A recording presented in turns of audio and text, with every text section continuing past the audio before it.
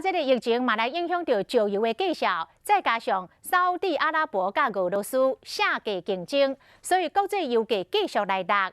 台湾中油连第5个礼拜来调降油价，汽油甲柴油一律拢来调降8角。95汽油出现着一字头，这是2016年1月17年以来上述的计销，甲过年前的油价比起来。 加油加价甜，上最通啊省将近400块。一透早伫加油站内满满的车辆，大家拢咧排队等要加油，因为台湾中油已经连续5礼拜调降油价。之前加好像都20几块啊，现在已经破20了嘛。当然是比较便宜啦。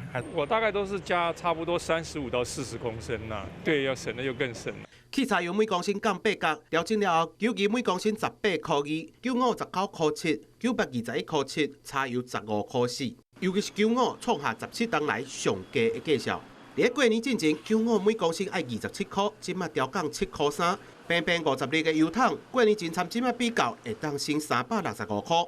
受到疫情的影响，今麦这产油大国下价来竞争，造成国际油价继续来大落。但是中油嘛提醒，国内油品也是要对国外来进口，大家也是爱减少资源，油用较欠嘞。